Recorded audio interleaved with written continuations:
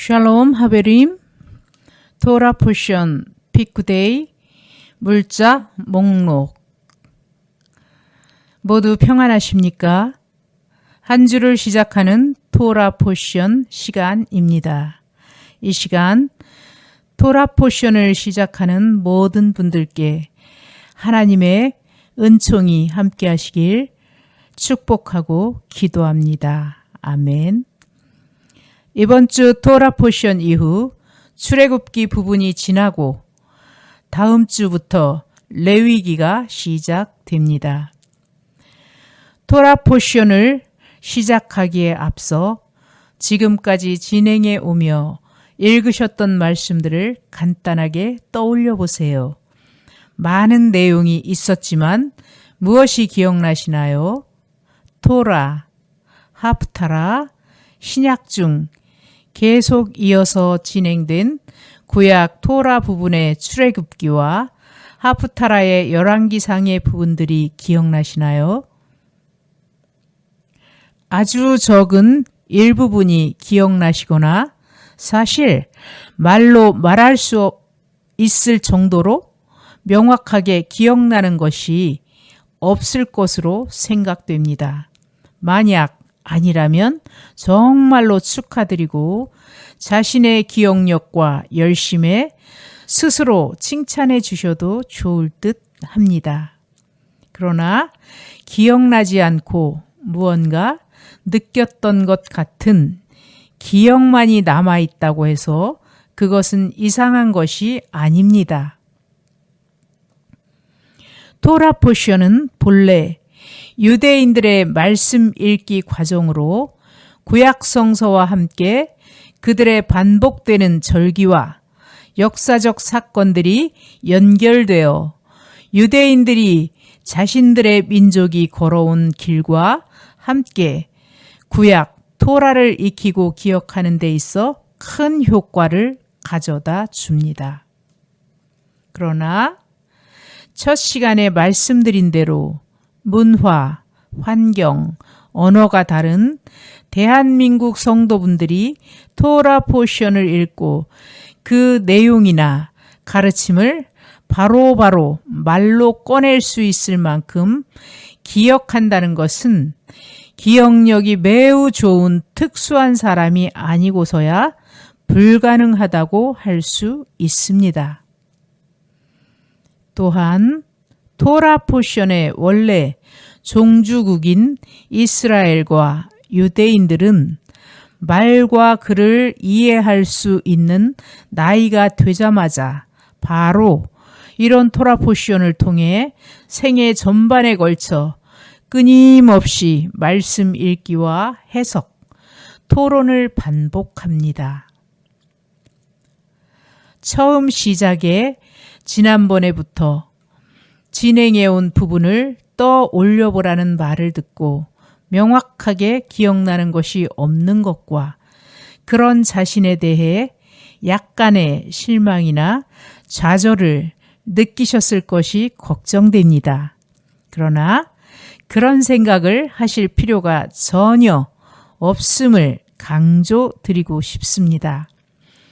이러한 일이 일어나는 것은 당연한 것입니다. 자신들의 역사이자 언어, 문화, 역사가 같은 유대민족의 사람들조차도 평생에 걸쳐 반복적으로 성경을 읽고 학습합니다. 이런 일이 일어나는 것은 머리가 좋고 나쁨이나 열정이 많고 적음의 문제 이전에 우리의 뇌가 작동하는 방식에서 기인합니다. 많이 들어보셨을 법한 학습법인 교과서를 읽고 1시간 이후 다시 복습하고 이후 하루 지나 복습, 한 달 지나 복습하라는 이런 말들에서도 나타나듯이 우리의 뇌라는 장기는 효율적으로 자원을 사용하기 위해 쓸모없는 것들은 빨리빨리 지워버려 항상 변화하는 현실에 적절하게 대응합니다. 따라서 한 번 받아들이고 이후에 다시 반복적으로 쓰이지 않는 정보, 예를 들면 한 번 읽고 지나간 말씀 구절과 같이 반복적으로 사용하지 않는 어떤 것은 우리 뇌가 필요 없다고 생각하여 빠르게 지워버립니다.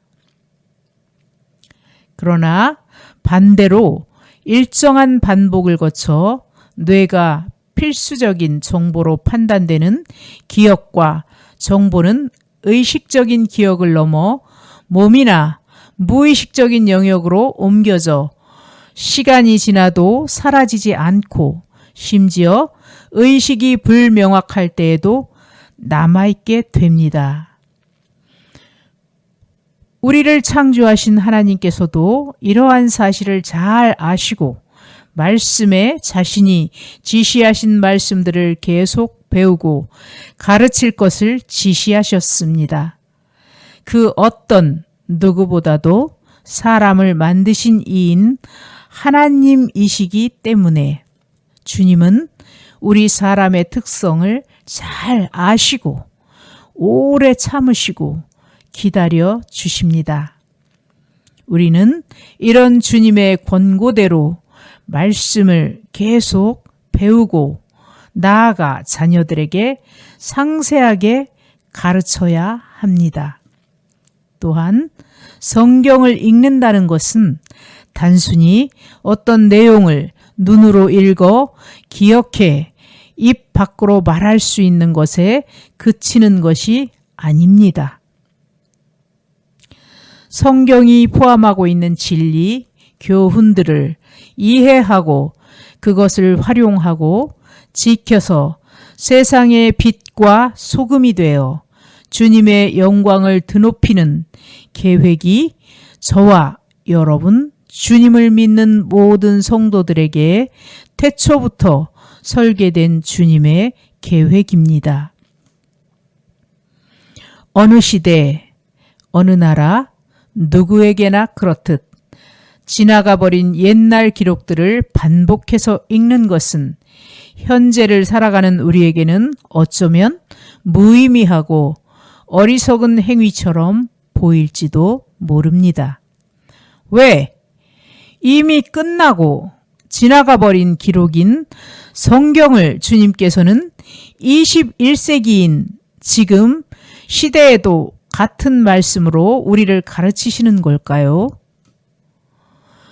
지금까지 진행해온 토라 포션은 성경의 극히 작은 일부분이지만 놀랍게도 이 작은 부분으로도 방금 한 질문에 대한 대답을 얻을 수 있습니다. 토라 포션을 진행해 오는 동안 읽은 출애굽기는 모세와 이스라엘 백성이 이집트를 탈출해 주님이 약속하신 가나안 땅으로 들어가는 시기를 기록한 말씀이었고 저희가 읽은 부분을 떠올려 보십시오. 눈앞에 자신을 이끌어주던 모세가 사라지자마자 바로 의심과 혼란에 휩싸이고 금방 무력한 조형물에 신이라는 이름을 붙여 의지하던 나약한 인간의 모습이 기억나시나요? 예수님께서 우리를 위해 십자가에 달리시고 2000년이 조금 넘는 시간이 지났어도 오늘날 우리들은 성경 시대에 적혀 있는 나약한 이스라엘 민족의 모습과 조금도 달라지거나 변화하지 않았습니다. 그렇습니다. 주님은 창조자이시기 때문에 우리 인간이 새로 태어나고 자라며 같은 실수와 같은 나약함을 가지고 있다는 그 사실을 누구보다도 잘 아시고 뻔하다고 할 수 있고 이미 다 지나버린 일이 된 이스라엘 민족들의 족적이 기록된 성경으로서 같은 말, 같은 존재인 자신을 나타내시고 같은 교훈으로 자신의 피조물 들인 우리를 가르치고 계십니다. 이스라엘 백성을 가르치던 말씀을 가지고 그대로 미국, 한국, 과거 유럽이나 수많은 나라, 민족들을 가르치시고 자신의 백성을 이끄시는 이러한 사실은 우리로 하여금 태초부터 세상을 창조하고 우리를 인도하시는 이는 변함없는 야훼 하나님 한 분이시고 우리는 그의 피조물이자 후계자임을 알게 합니다. 성경을 읽고 배우는 성도 여러분은 이러한 사실을 기억하시고 지금 자신 안에서 말씀을 통해 역사하시는 주님의 놀라운 섭리를 흥분되고 기대하는 마음을 가지고 말씀 읽기를 지속하시기를 축복합니다. 격려하고 싶습니다. 이번 주 토라 포션의 출애굽기는 지난번과 마찬가지로 주님의 성막과 제사장들을 위한 물품을 만드는 데 들어간 물품들을 기록하고 주님의 말씀대로 지어진 성막에서 처음 제사를 올려드리고 주님께서 그 성막에 임재하시는 일이 기록되어 있습니다. 열왕기상에는 솔로몬 왕이 성전 건축을 완료한 이후 자신의 궁전을 짓고 연설하는 내용이 기록되어 있습니다. 출애굽기의 성막 건축과 솔로몬의 성전, 궁전 건축을 같이 나열해 읽으시면서 무언가 느끼시거나 생각나는 것이 있으신가요? 성경에서는 단순히 하나의 의미가 아닌 다양하고 복합적인 교훈이 같이 얽혀 있어 항상 다시 보고 다시 읽으면 새로운 교훈이 보이는 특징이 있습니다. 오늘은 지금까지 읽은 말씀들을 같이 나열해서 생각해보는 시간을 가져보고자 합니다. 여태껏 읽은 출애굽기와 열왕기상의 부분들은 언뜻 보면 전혀 다른 역사적 배경을 가지고 다른 시간에 일어난 기록인 것 같지만 다른 측면으로 바라보면 상당히 유사한 특징을 가지고 있다는 것을 알 수 있습니다. 출애굽기에서 이스라엘 백성은 이집트에서 노예 생활을 하며 자신들의 처지를 한탄하고 주님께 자신들의 이러한 삶을 바꾸어 달라고 주님께 요청합니다.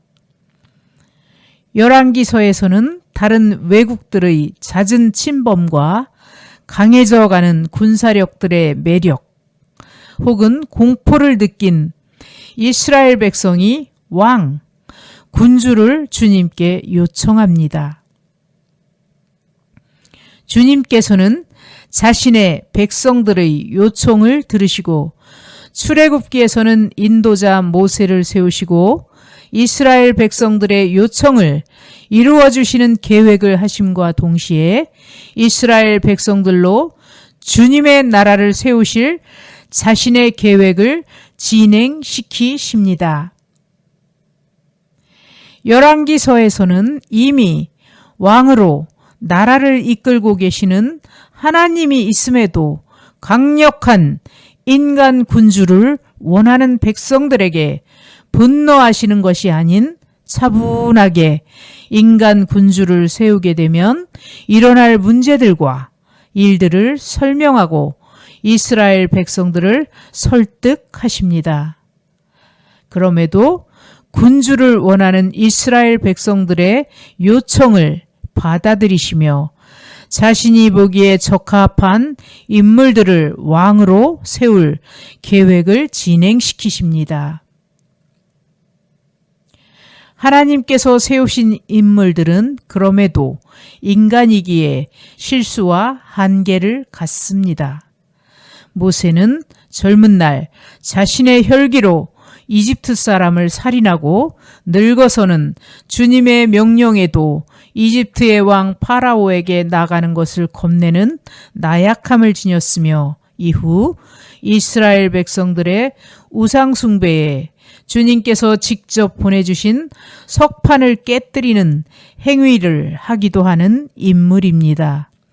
이런 부족함이 있기에 모세는 한평생 광야를 전전하다가 가나안 땅을 눈앞에서만 보고 가나안으로 들어가지 못하는 슬픔을 겪는 삶을 살게 됩니다.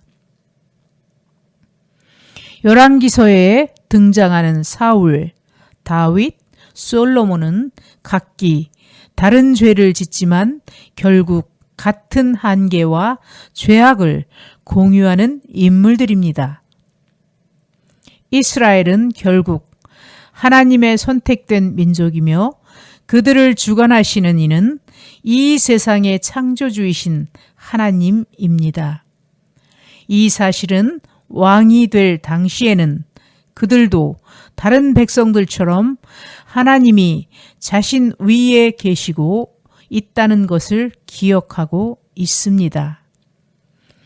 오늘 읽은 열왕기상 8장 12절부터 기록된 솔로몬의 연설에는 그 사실이 잘 나타나 있습니다. 다윗이 자신의 충성된 신하를 의도적으로 거친 전장에 내어보내어 죽게 한 뒤 그 아내를 취하는 행위를 함으로 태어난 솔로몬은 태생부터 자신의 왕권과 정당성에 대한 불안감이 있었을 것입니다. 따라서 자신의 선친이 주님께 받은 말씀인 다윗 왕의 다음 후계자가 하나님 자신의 성전을 건축하게 될 것이라는 예언의 말씀을 솔로몬 자신이 이루었고 자신은 정당한 다윗의 후계자이며 하나님을 경배하는 왕임을 증명하려고 애를 씁니다.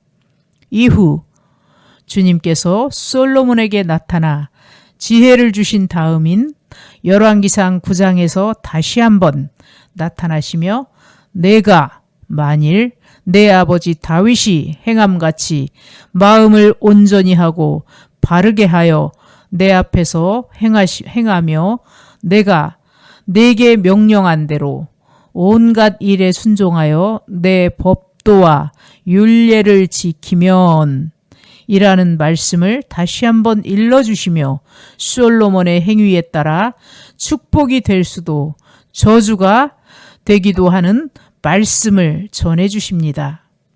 이렇게 주님께서는 미래를 아시고 왕들이 어떻게 행동할지도 이미 아시지만 친절하게 또 책임 소재가 명확하게 말씀하십니다.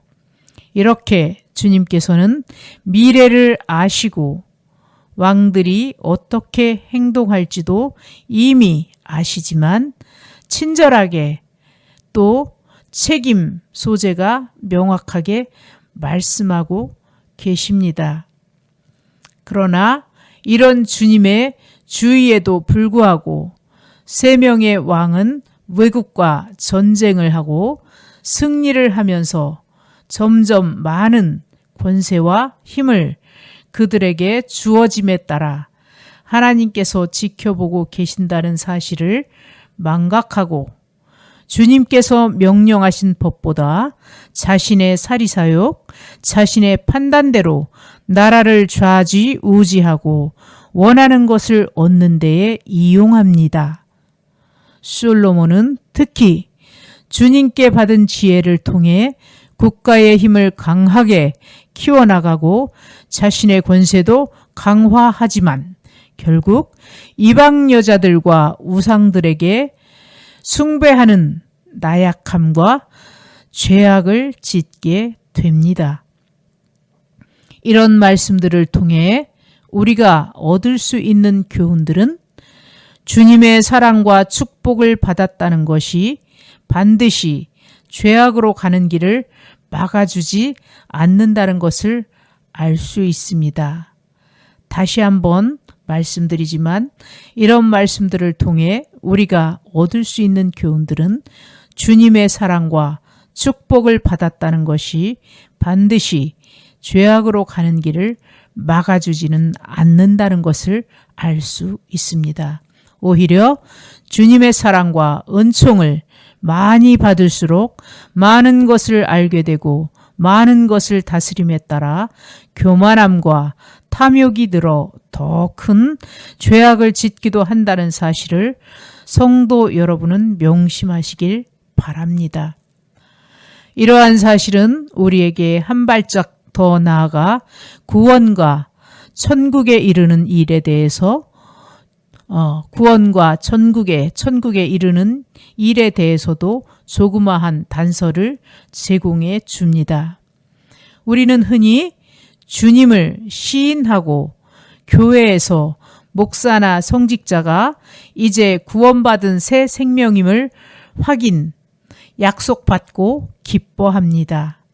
그러나 가나안을 약속받은 이스라엘 백성처럼 영원한 왕국이 이어질 것을 약속받은 사울, 다윗, 솔로몬처럼 주님께서 몇 번이고 강조하신 조건을 잊어버리고 눈앞에 주어진 작은 보물에 대한 탐욕과 교만으로 죄악을 범해 더 큰 상속물을 놓쳐버립니다. 내가 내게 명령한 대로 온갖 일에 순종하여 내 법도와 율례를 지키면, 이 말씀을 성도 여러분은 항상 명심하고 진정한 보물인 천국과 구원을 획득하시는 결과에 도달하시기를 기도드리며 이번 주 토라 포션을 마칩니다. 감사합니다. 샬롬, 레이트라웃.